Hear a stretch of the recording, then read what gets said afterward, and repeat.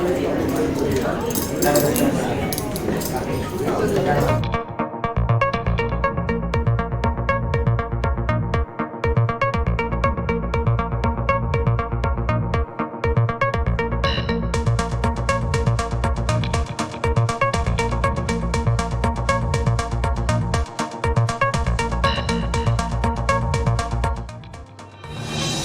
lang naman kita magpasaya, Riza. Ang pakilala niya sa akin, Chinese businessman siya. CEO siya ng AAA na construction company. Tapos may iba pang business yung family nila.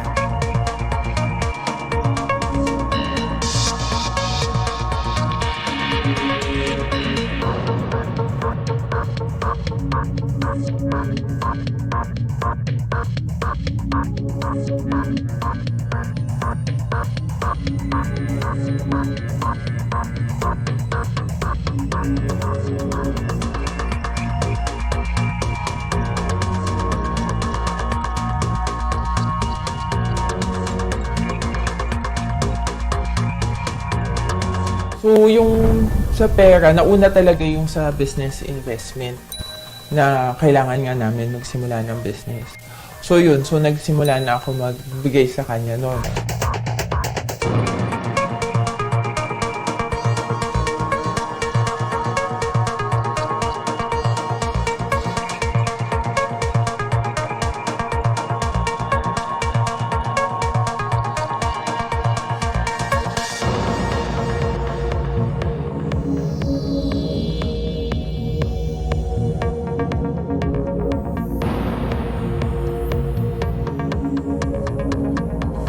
Pinalagyan ng mic yung relo para mapakinggan yung conversations namin. So, nung binabawi niya, sabi niya, papatanggal ko na yung mic, okay ka na sa family. Kumbaga, hindi ka nababantayan.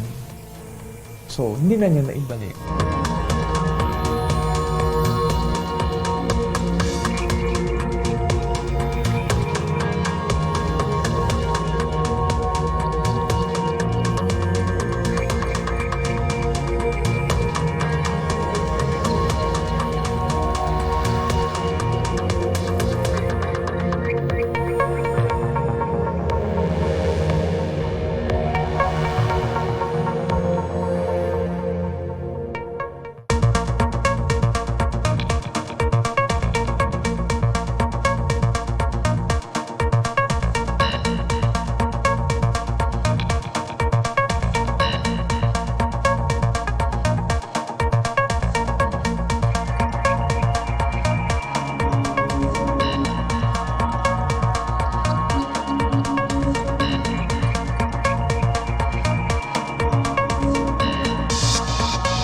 Pumunta kami sa isang fine dining restaurant, doon din sa casino. Sabi niya noon is, mag-reserve lang ako, pero siya yung magbabayad. Pero ang nangyari, ako pa rin yung nagbayad.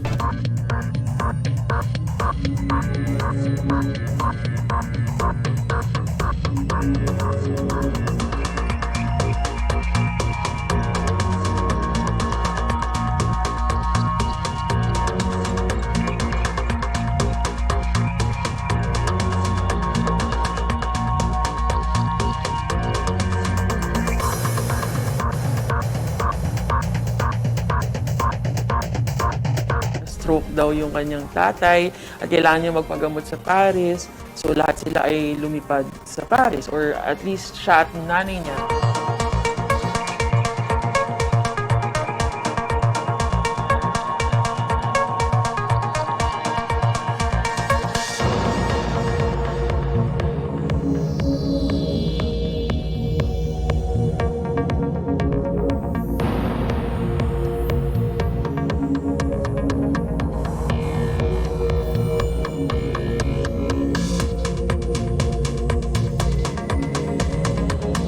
Nalaman ko, siyempre, nalungkot ako. Pumunta ako ng PNP. Nagsumbong ako.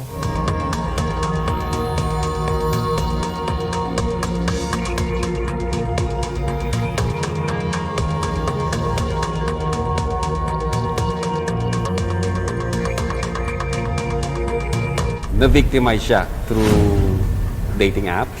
Marami sila, sabi niya, isa siya sa mga victims.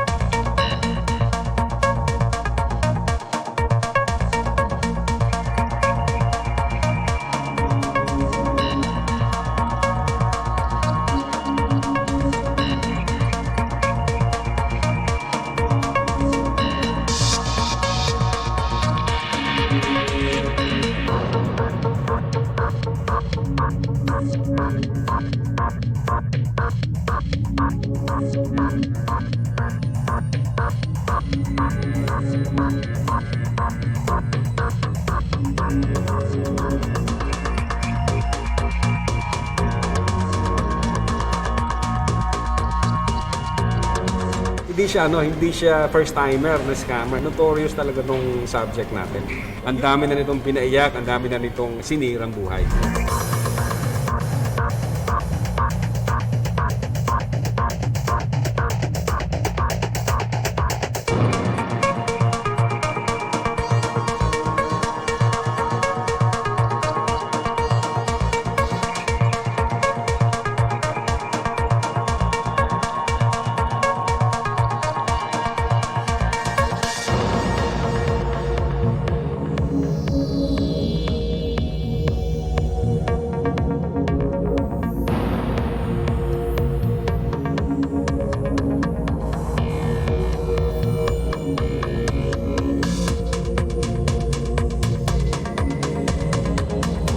Kaya check niyo muna, sino ba talaga yung tunay niyang pagkatao. Makikita niyo naman na open source, marami naman tayo dyan. O ipagtanong niyo kung taga saan siya, ano bang background niya.